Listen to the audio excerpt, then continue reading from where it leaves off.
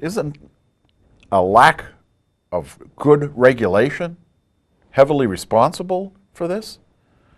You know, we're going out with these mortgage derivatives. They're selling these things to... They were completely unregulated. Yeah. Completely. That whole, there's a thing called a credit default swap, which became larger than any market out there. Yeah. Okay, it was completely unregulated. Phantom money. And AIG, basically, the company that went under, was in the heart of it, and that's what caused this whole disaster for them. Their insurance, they have 160,000 employees at one point, and it was 400 or 500 of them that brought it down. This one. Is that right? Yeah, it was very one small. Yeah, one the rest department. of the company was doing very well. They were outside of New York, as a matter of fact. Yeah, the structured finance product. Yeah, I think weren't they in Massachusetts? I don't know where. Probably Connecticut. Connecticut. All those places are in Connecticut. Yeah, the tax-free haven. Yeah, right. Yeah, but anyway, one of the things One of the things that you brought up is basically compensation. How do you compensate somebody? Yeah. And Wall Street had always been traditionally, $80,000 to $100,000 a year was your base, and then you might make. And these guys are making a fortune. Yeah, sure. Making $1 million, $2 million in profits. Yeah. Over the last leading up to this, 2004, 5, 6, that number became even greater. Yeah. Instead of making just $1 million to $2 million, they were making 4 and 5 because they were able to take leverage. Instead of having $1 million and borrowing $9 million, well, they're borrowing $30 million, and so they were making, it was the greatest game in town. They would bet your money. Yeah, exactly. That they would borrow from another bank. And if it went well, they made a 20% profit on that. So it was a in my mind a Ponzi scheme. Exactly. It really was. I mean, sure. But it was the way things were. It was the game. It was the wage structure. Morgan Stanley just changed. I mean, Morgan Stanley, they just came out with the president's salary is going to go. It's going to triple, and all executives' salary is going to go up, so that their compensation from incentive is going to be reduced. They're trying to come up with something better. That's good news. And corporations have had the same issue. I mean, whether it's Silicon Valley with the stock options that they give their people to, people say, oh, we want to, promote risk taking. Well, no, you want to promote the right amount of risk taking. Yeah. Okay. Yeah. When people started their own businesses as entrepreneurs, the risk that they took was commensurate with them not going out of business. Exactly. Okay? Yeah. But what happened in corporate America is that the risks that we were promoting left the company vulnerable. And so that whole compensation structure in America is going to be rethought out. Well, so it should. In the UK, too, we've got the Royal Bank of Scotland fiasco. You probably heard about that. Same thing. Their retired chief executive officer is affectionately known in Edinburgh as Fred the Shred. And he had to leave the country. They literally went up and vandalized his house, common average people. Yeah, he's out of the country. He's in Monaco, really tough duty there. And he's still refusing to have anything to do with lowering that pension or giving back money, which was, given to him under the table. Okay. Yeah. They proved that they should be able to go after him. I like that Fred the Shred, though. I like that. Never heard of that. I like it. The shredders could be. Can you imagine shredding documents, though, rather than waste paper? A lot of people used to, FBI check your trash can, no doubt that's what it was. The FBI and tabloid journalists used to check trash cans on a regular basis. I know. Speaking of tabloid journalists, would you buy media stock these days?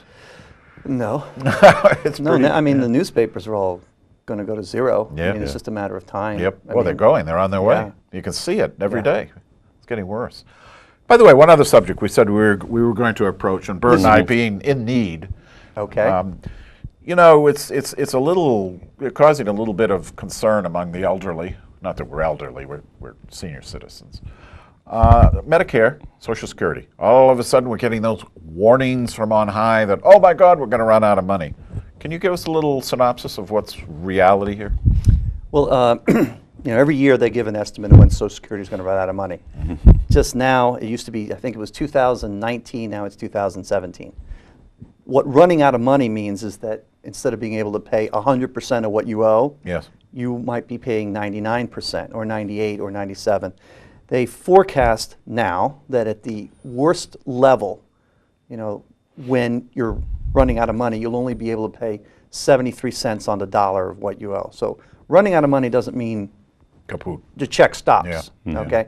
So, and fortunately, long before that happens, back in 1983, they had the commission that basically put Social Security at the position we're in now. They'll have another one between now and then. We just have to feel more pain. Do you think benefits could be reduced, or do you think that? Yeah. Well, there's a lot of things that they can do. I mean, the easiest thing to do is extend the like, for example, I can't get my benefits till I'm 67. Right. And what they'll do is they'll set it so that 68, 69, Okay, 70. yeah. That's a huge difference. Well, I had to be 65 in 10 months. There you go.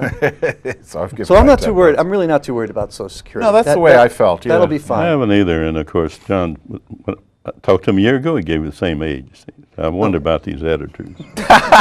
But No, Bert, that was a 65 and 10 by law is when I could actually take the full amount. Now, healthcare Well, is a that's different the- issue. Yeah, That's the please, thing. Medicare. yeah. Well, And- just in general, I mean, if you think of, if you're the government and you're looking at how do I fund Social Security, Right. and you think of it as a problem and you give it a value of 1 or X, healthcare is somewhere in the neighborhood of 7 to 10X of Social Security as a problem. Because healthcare costs are still rising, our population is aging, it's the perfect storm, so to speak, of the next 10 years will be the perfect storm as the baby boomers all start retiring of what's going to happen with healthcare. So that's a much bigger problem to solve, and I really don't know how they'll solve that. Sure, Socialized so- medicine. More than likely, Yeah, they're going to have to. we're going to have a national. We're the last healthcare. Western country that doesn't have some sort of a national health service. That it eliminates, as we were talking about earlier, an awful lot of this malpractice stuff. It cheapens the pharmaceutical companies' extortionate rates, Okay, But of course, we're all healthy. So we're very healthy. You just came from the gym and you were Yeah, sweating. I was sweating before I got here. And under the lights made it work. Yeah, a little bit. But just as an explanation, a lot of people that are young, they like the idea of, well, golly, don't increase my pay to help those old folks out, because they've got a whole different idea about things. We have to remind everyone, too, that the employer pays half of the Social Security tax, the same as paying for unemployment. They pay a large amount of their percentage of for unemployment. A lot of people don't think about that. They count that as, I pay taxes for unemployment. The employee does not pay any unemployment tax. The business pays unemployment tax. And those percentages can get pretty high. And according to a person's record, as you know, Carlos, if they have a lot of claims, their rates go up. Little claims, they go down a little bit. But they're still there, and it's still, and the Social Security benefits are matched with the employer as well. So we always have to remember that any movement of increase in Social Security tax on the current worker, the employee matches that amount.